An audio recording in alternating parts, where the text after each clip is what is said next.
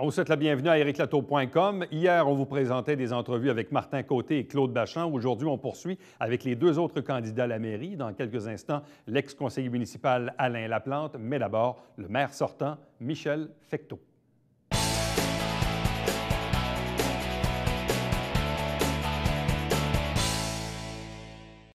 Dernier tour de piste pour les candidats à la mairie de Saint-Jean-sur-Richelieu. Aujourd'hui, on reçoit le maire sortant, Michel Fecteau.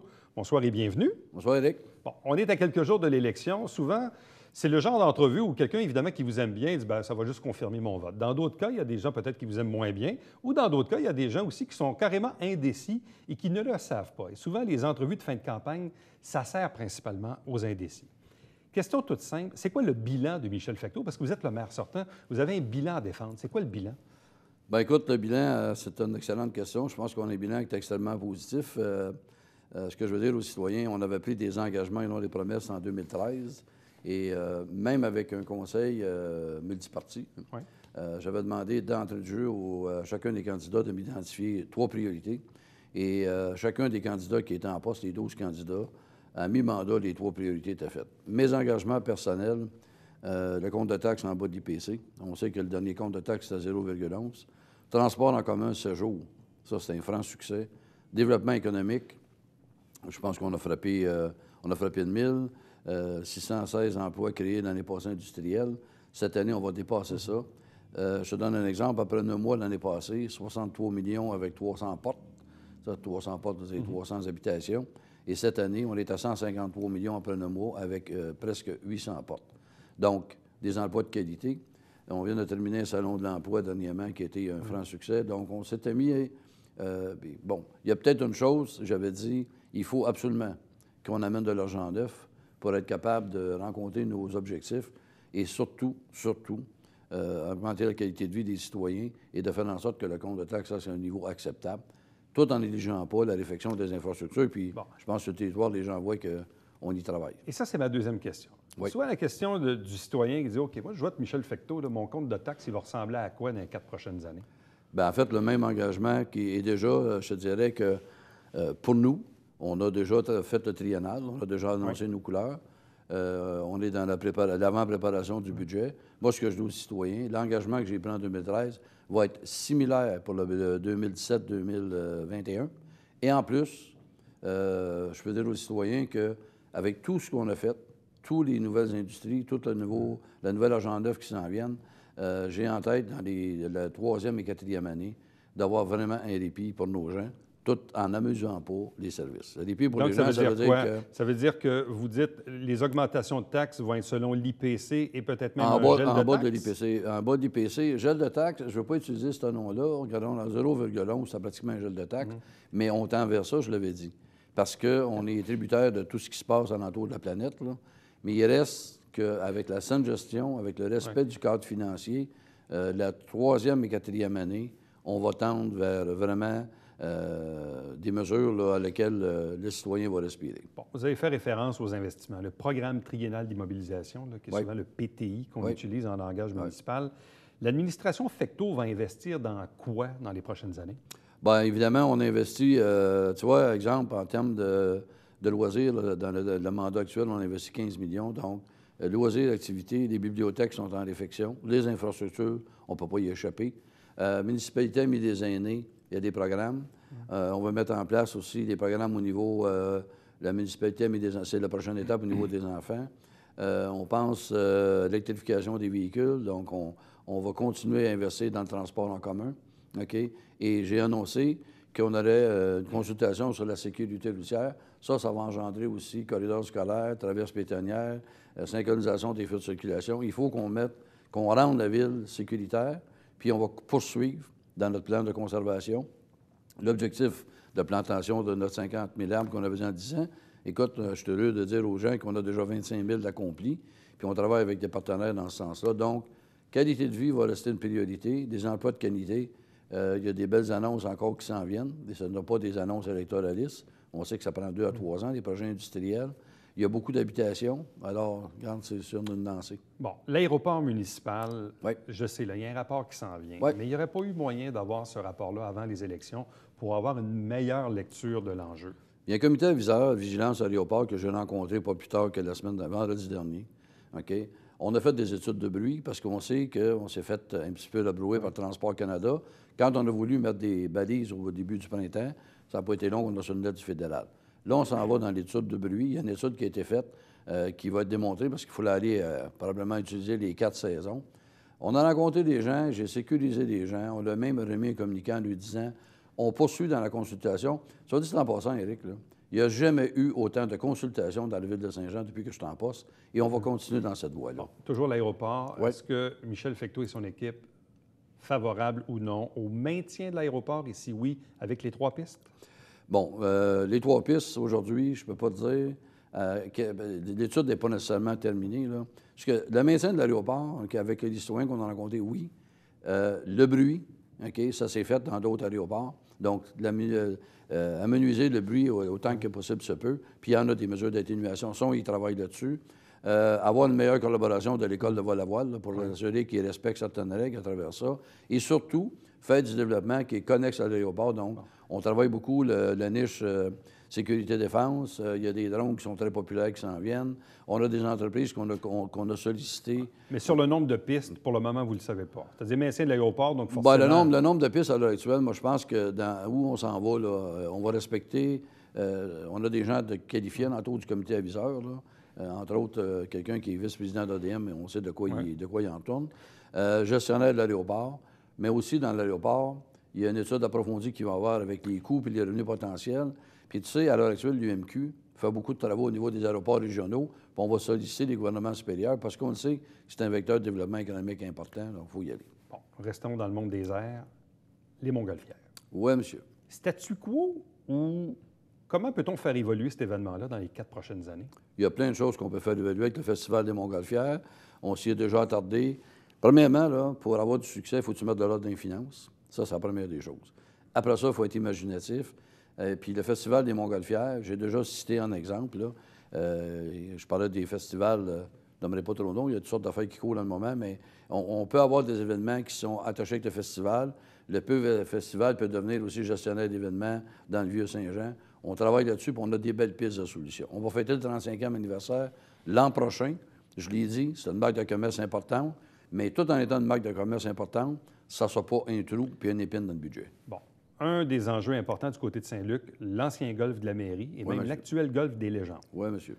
Est-ce qu'on achète les golfs puis on fait des beaux parcs avec ça puis on protège ça ou on laisse se bâtir des maisons là-dessus? Bon, merci. On a rencontré les gens qui étaient vraiment limitrophes au golf, là. Pas eu peur de remporter, même en campagne électorale, puis je l'ai dit au risque de perdre quelques votes.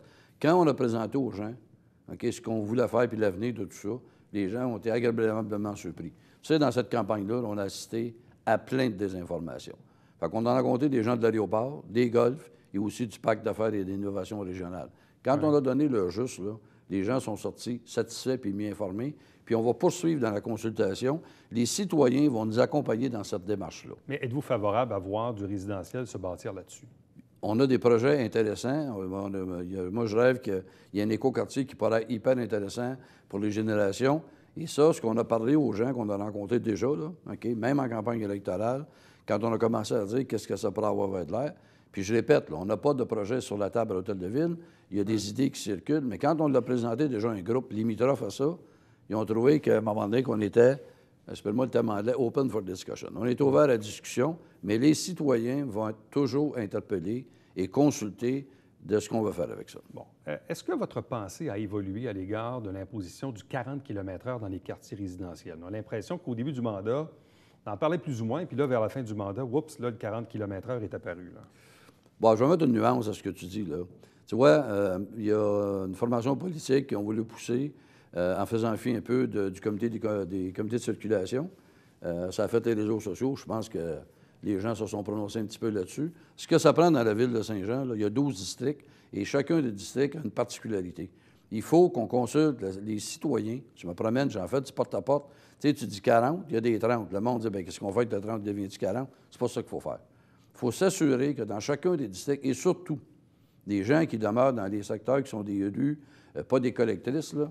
Éric, c'est les gens du quartier qui roulent trop vite, qui, des fois, ont des comportements non sécuritaires. On va mettre de l'ordre là-dedans. on va les consulter, on va s'entendre sur un projet, puis après ça, on va appliquer la règle qui va au niveau de la circulation. Bon, parlons du centre-ville. On le sait, il y a des travaux, il y a le pont, c'est le MTQ, mais ultimement, ça va tout finir, cette affaire-là. Là. Mais moi, il y a une question qui me vient souvent en tête, c'est est-ce qu'on est favorable ou non au parcomètre? Est-ce qu'il n'y a pas un autre système qu'on pourrait utiliser? Bien, ça fait partie de la réflexion de la sécurité. Ce qu'on dit, on est à l'heure, est-ce que c'est des parcomètres? Est-ce que les commerçants nous ont dit, maintenant, quelque part, il faut que la circulation des odateurs, est-ce que c'est des vignettes?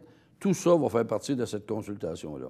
Tu parles des travaux au centre-ville qu'un jour, ça va finir, là. Tu sais, il y a encore là, mais je pense que la Ville, est-ce qu'on aurait pu communiquer mieux dans certains cas? Oui, exemple, l'entraîneur, OK? Parce qu'il y avait question de Parc Canada. Aujourd'hui, avant d'arriver ici, là, j'ai peut-être appris que le pont l'ouvrirait peut-être là, en fin de semaine. Là. J'ai appris ça. Là. Je vais valider l'information. Mais pour mettre ce beau, là, en quelque part, là, on n'a pas décroché accroché au ciel. Il faut faire des travaux. Est-ce que des fois, ça pourrait aller plus vite? On a signé des ententes avec certains entrepreneurs. Est-ce qu'on pourrait être plus discipliné? Oui, on prend acte, OK? Mais ça va être beau. Puis quand ça va être beau, tout le monde va en bénéficier. Mais, je voudrais dire que la Ville, on a accompagné solide au niveau des commerçants. On a une division commerciale. Puis tout au long du cheminement, les activités qu'on a continué à faire suite au 350e, c'est une façon pour nous de dire aux commerçants, regardez, on vous accompagne là-dedans, puis on essaie d'emmener du monde. Puis ça, bien, il faut que ça soit... Ça prend deux pour danser. Là. Pour ou contre les sens uniques à Iberville? On va mettre ça beau, à l'heure actuelle. Puis je te le dis, je l'ai dit encore une fois. Ce n'est pas une idée politique. On va commencer par mettre ça beau. On va voir la fluidité. Je passe par la rue Maria-Boivin, à l'heure actuelle, puis ça va plus vite qu'un avant de feu de circulation. Fait que je commence à avoir pas mal moins de doutes que la façon que notre comité de circulation puis nos experts ont fait ça, que ça va avoir pas mal de sens. Est-ce que Saint-Jean est devenu une ville de banlieue? Bien, pas du tout. À moi, si vous voulez me faire monter la moutarde au nez, c'est de la besoin de ville de la banlieue, oui, quel-moi? Non, pas du tout. C'est la 11e ville au Québec. C'est une ville qui est en train de prendre l'oxygène à travers ça. On a des talents exceptionnels. C'est une ville où il fait bon vivre. C'est une ville où la qualité de vie est bien présente. Puis j'ai dit fier passé, brillant avenir. Moi, Michel Fecteau, comme maire de Saint-Jean, ce que je retiens du premier mandat, là, la fierté là, est en pleine ascension. Alors, ceux qui veulent faire du négatif, là, bien, ils ont juste à en emballer. Chez nous, positif seulement. Et en quoi Michel Fecteau peut-il être le rassembleur que le Conseil aura besoin? Parce que forcément, il y aura des gens de différentes couleurs qui risquent d'être élus dimanche prochain. Bien, contrairement à peut-être à mes adversaires, moi, ça fait 4 ans que je suis là. J'avais un conseil divisé, il s'est passé toutes sortes de périodes. On a eu 4 budgets qui ont été unanimes, puis Michel Fecteau était rassembleur. Puis dans le prochain mandat, bien, ça va être encore mieux. Michel Fecteau, merci beaucoup. Bonne chance. Merci à toi. Reste avec nous. Au retour, on reçoit le candidat Alain Laplante.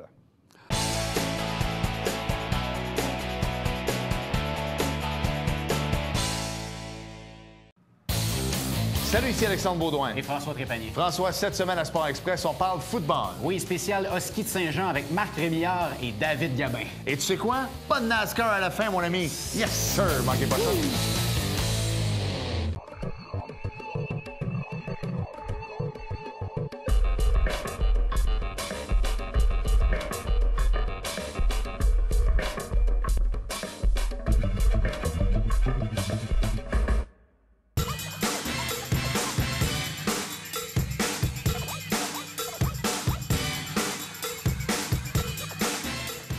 Dimanche, 9h30, Télé Bingo, on vous attend.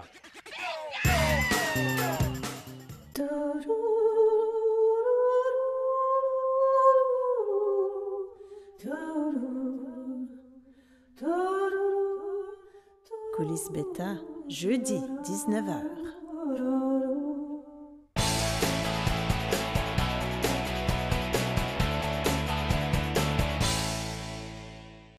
Dernier tour de piste avec les candidats à la mairie de Saint-Jean-sur-Richelieu. Il a déjà été conseiller municipal. Il s'appelle Alain Laplante. Il est avec nous. Bonsoir et bienvenue. Bonsoir, Éric. Pourquoi ce désir de se présenter à nouveau? Qu'est-ce qui vous, comme on dit en anglais, qu'est-ce qui vous drive pour vous présenter encore une fois à la mairie? Je pense qu'on aime ça. Puis on souhaite vraiment faire une différence. On souhaite être à l'écoute des citoyens. Puis je pense que c'est ça qui motive l'ensemble des candidats de l'équipe Alain Laplante. Puis je veux dire que je suis vraiment, vraiment fier de la campagne que mène actuellement, que menait chacun des candidats de l'équipe Alain Laplante dans chacun des 12 districts de la ville. C'est vraiment une belle campagne. L'énergie qu'on reçoit aux portes, c'est vraiment incroyable.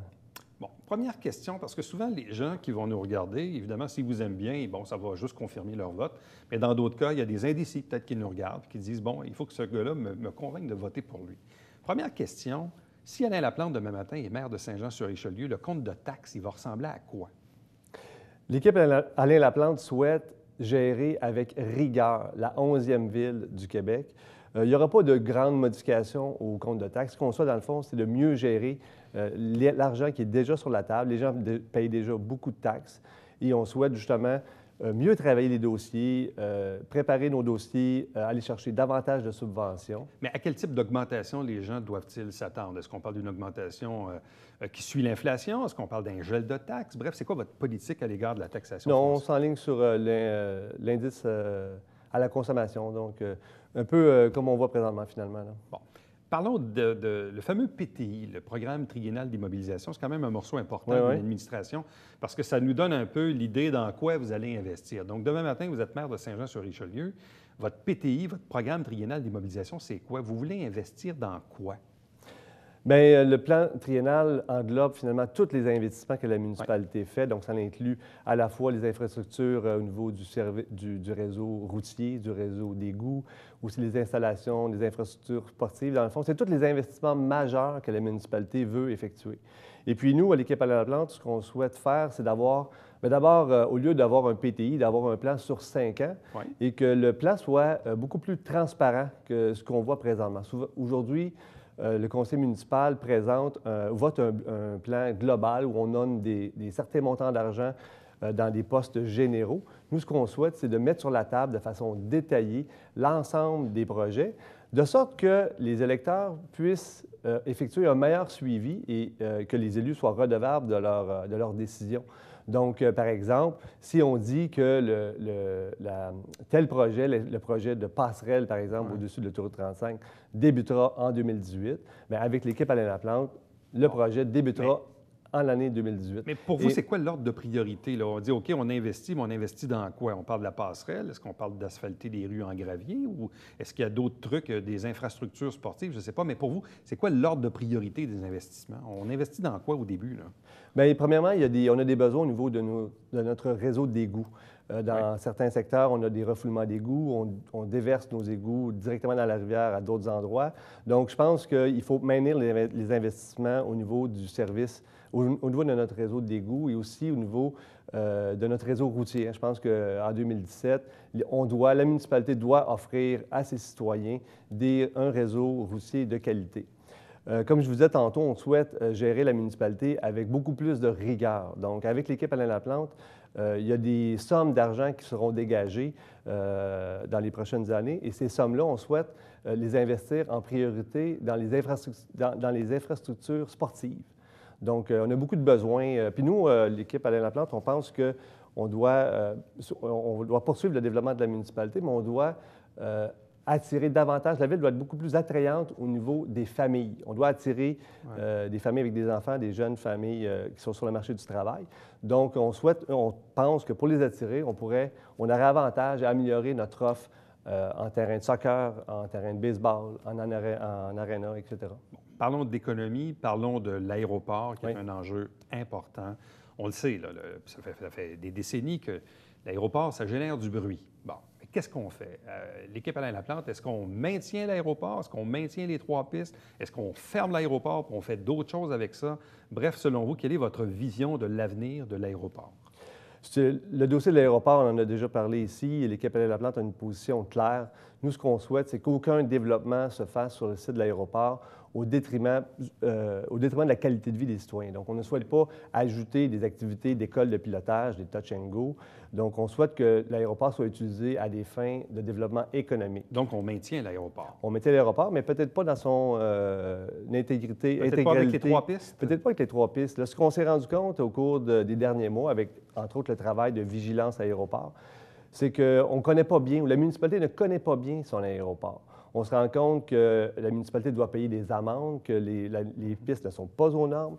On ne connaît pas bien les frais de fonctionnement parce qu'ils sont éparpillés dans des budgets généraux de la municipalité. Donc, je pense que la première chose à faire pour la municipalité, et ça, je voudrais assurer tous les gens du comité vigilance, je vais travailler avec eux pour décortiquer, pour mettre sur la table véritablement ce que coûte l'aéroport. Et par la suite, peut-être que le conseil municipal et l'ensemble des citoyens de la ville de Saint-Jean seront en mesure de prendre une décision éclairée sur l'avenir de l'aéroport. Bon, parlons de l'avenir des golfs, principalement golf de la mairie, golf des légendes.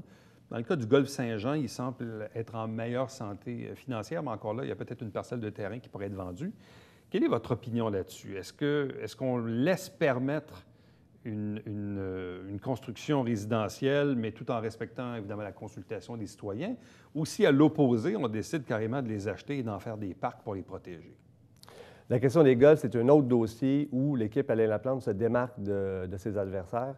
Nous, l'équipe Alain Laplante, on pense qu'on doit préserver le zonage actuel de nos terrains de golf. Et je vous dirais ça dans un angle plus général. On pense qu'on doit développer Saint-Jean-sur-Richelieu de façon responsable. Notre développement économique, à notre avis, doit se faire non pas en étalement urbain, en détruisant nos milieux naturels, en détruisant nos golfs, mais plutôt en densifiant notre centre-ville. Donc, nous, notre valeur, notre priorité, c'est de préserver le zonage des golfs. Et un autre point qui démarque l'équipe Alain Laplante de ses adversaires, c'est le maintien du processus référendaire dans les changements de zonage. Nous, on veut préserver les droits démocratiques des citoyens. Donc, si on veut changer un zonage comme le golf ou autre chose, mais l'équipe Alain Laplante ne fera pas ça dans la gueule des citoyens. Nous allons consulter les citoyens et si les voisins, si la population n'est pas en accord avec un projet, bien, ça ne se fera pas. Mais si on maintient le zonage des golfs, mais que pour X raison, il n'y a plus d'activité de golf, qu'est-ce qui va arriver? Ces terrains-là vont rester comme ils sont là? C'est-à-dire... Le problème, c'est que nous avons des terrains de golf qui ont une certaine valeur, qui ont valeur au rôle d'évaluation pour une certaine valeur au niveau de golf. Et il y a des promoteurs qui achètent des terrains de golf avec des valeurs spéculatives. C'est sûr que le jour où la municipalité change le zonage d'un terrain de golf, la valeur de ce terrain-là va se quintuplier. Mais pour vous, si vous dites qu'on ne dézone pas, on fait quoi à ce moment-là? Bien, on les laisse comme ça?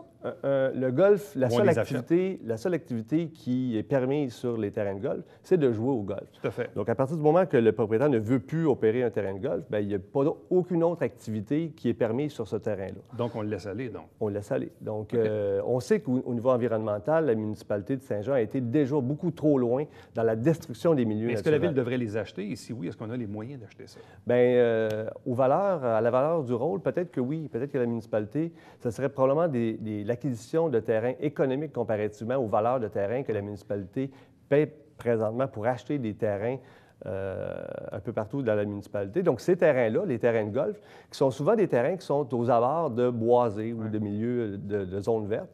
Donc, ça pourrait éventuellement, mais je ne vous dis pas que la municipalité va acheter ou veut acheter toutes les golfs. Mais dans la mesure où un propriétaire de golf ne veut plus opérer son golf et souhaiterait se départir de son terrain à une valeur raisonnable, bien, ces terrains-là feraient de magnifiques parcs urbains. Hein. Bon, sécurité routière, le 40 km/h, est-ce que ça va régler tout ou c'est plus une question d'éducation populaire?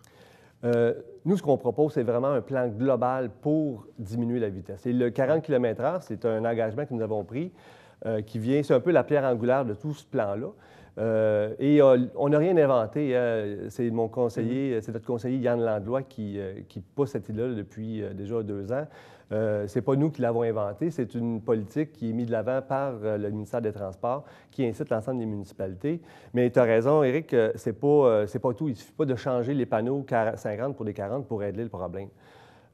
Ça prend un plan global, ça prend une campagne de sensibilisation. C'est pas une campagne de 2 semaines, ça va prendre de nombreuses années pour justement travailler à sensibiliser l'importance justement de réduire la vitesse pour protéger finalement les usagers les plus vulnérables, que sont les piétons et les cyclistes. Donc oui, on diminue la vitesse avec une hiérarchie de vitesse. Donc dans les parcs, près des écoles, près des garderies, 30 km/h comme c'est présentement, 40 dans les rues résidentielles et on maintient 50 ou 70 sur les artères collectrices, les principales rues de la municipalité. Bon, parlons du centre-ville. On le sait, il y a des travaux qui un jour vont finir par finir. Il y a le pont avec le ministère des Transports aussi.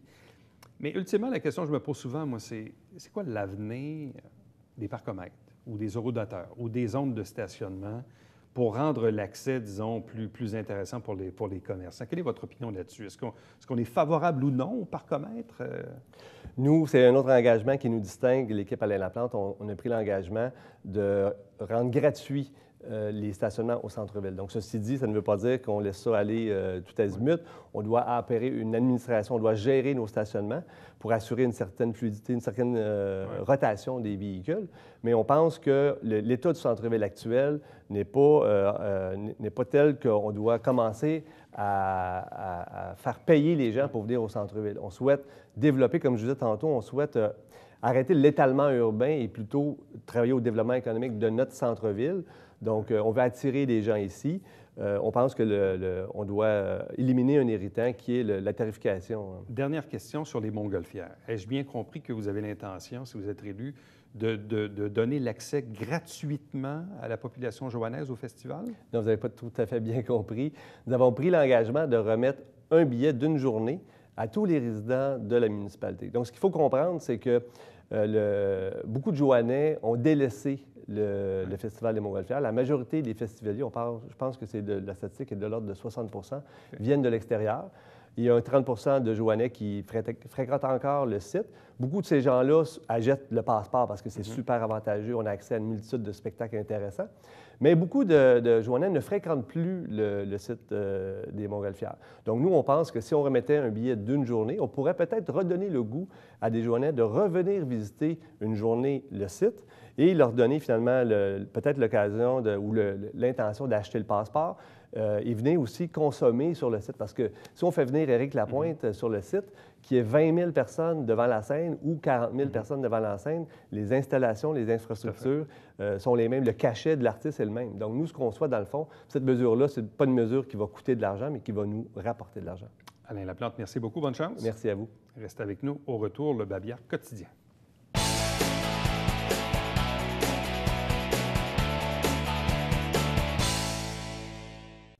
C'est le temps de penser aux vaccins contre la grippe, notamment les personnes vulnérables, personnes âgées, les enfants, les personnes également qui ont des problèmes respiratoires. Vous avez toutes les informations pour vous inscrire. Dans quelques semaines, on va présenter à nouveau des extraits du conseil municipal via l'émission Saint-Jean-sur-Richelieu. Et puis, entre-temps, dimanche matin, 9h30 en direct, Télébingo avec cette saison, 4 000 $ en prix. À demain. Bye-bye.